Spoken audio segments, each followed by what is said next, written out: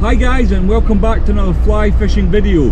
Today Ian and I are off on a road trip, so without further ado, let's get into it.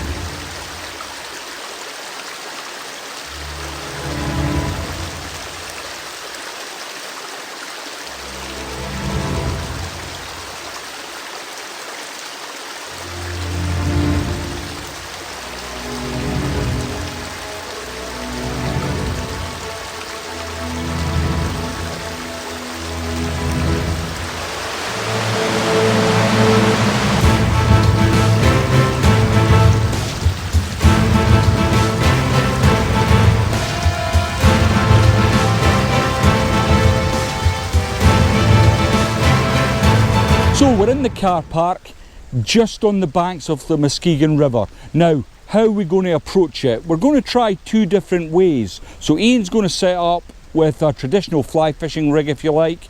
Well, not so traditional for the UK, but it's very popular here in the US. So he's going to fish a bobber with two egg flies off the back of it, using a normal fly fishing rod with a floating line.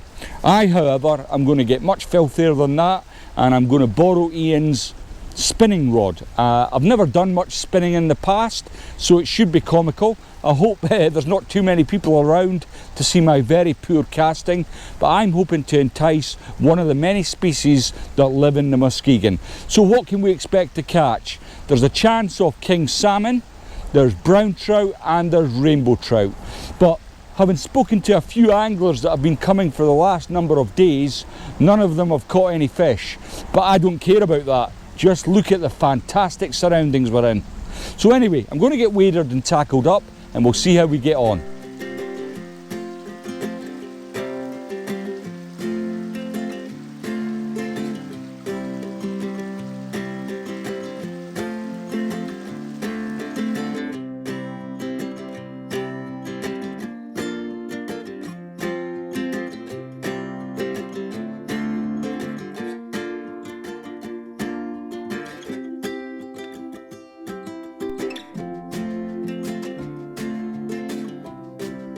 Okay, what we've got a simple spinning setup here, and I know Lindsay doesn't normally go spinning, so it's a Philistine method, and I'm trying to educate him.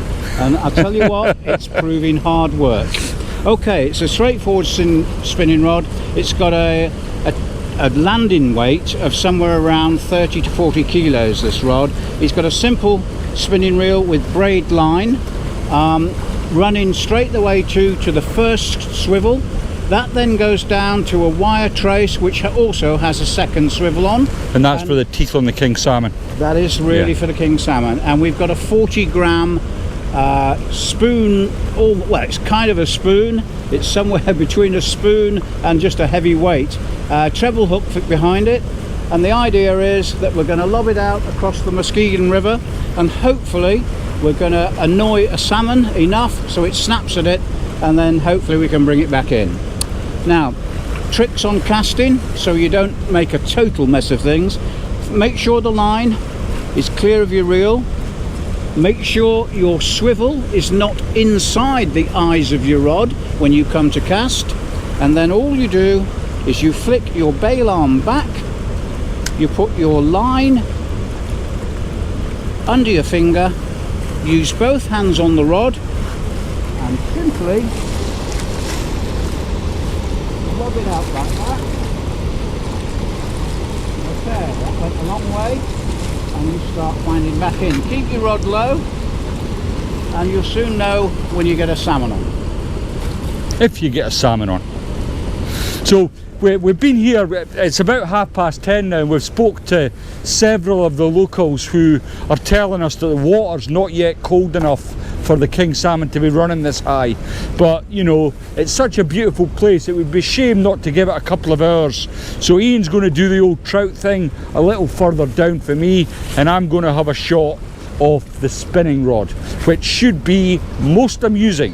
When I was casting out before from the platform, I was catching lots of rocks. This is quite a heavy spinner, as Ian mentioned earlier, and I was catching rocks, and then I caught a rock, so waded out and found that actually it's quite shallow at this part of the river.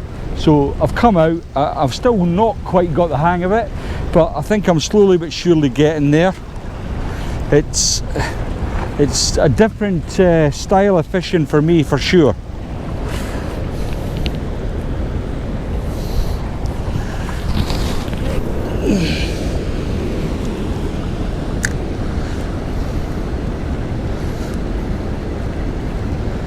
There was a boat fishing here earlier with a guide. It looked like a guide with a couple of clients, and they didn't hook any fish.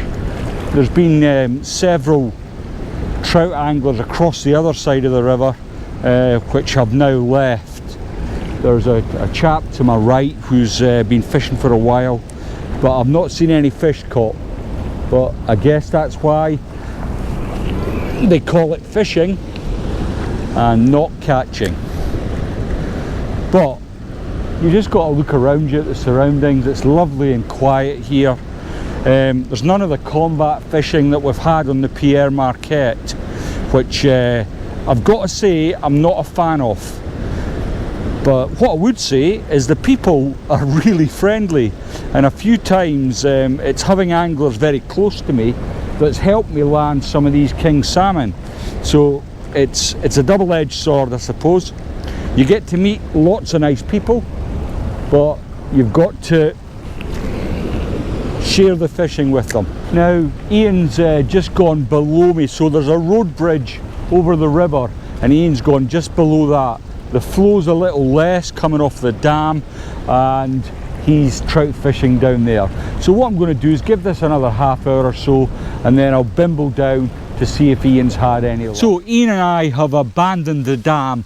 We didn't get any takes. We did, however, see a few fish splashing in the middle of the dam, so that's a favourable sign for the weeks to come for those local anglers. But unfortunately we've only got a few days left, so we've moved down below the road bridge and we're now fishing for brook trout. Now unfortunately I left all my light tackle back in the block, so what we've got between us is a 5 weight and a 10 weight, and Ian's took the hit and he's fishing with a 10 weight. We've managed to hook one each, but both fish came off. Ian's just slipped the hook. Unfortunately mine's was bad angling. I had the little piggy tail because I hadn't tied my fly on right. But I'm going to have a little bit of tucker, and then after dinner we'll see how we can get on and maybe get one of these brook trout on the camera.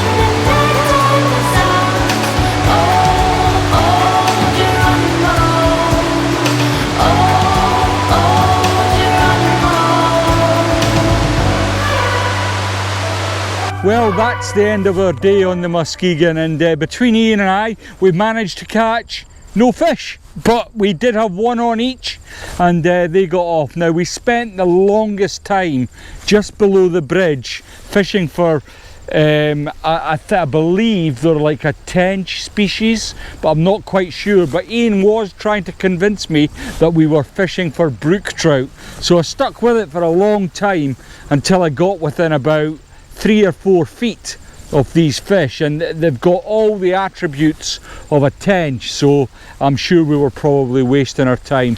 I'd like to say we've thrown the kitchen sink at them, but we didn't really bring the kitchen sink with us. One of us had a 10 weight rod, the other had a 5 weight rod, and we haven't done particularly well. But Ian's run off in the huff, and I'm just taking in the last of the ambience, because it is a very beautiful river. If you're a local to this area, please let me know in the comment section below what kind of fish that sort of hug just on the inside of the bubble line. They've got a red tail and they look more like part of the tench family to me, but you let me know.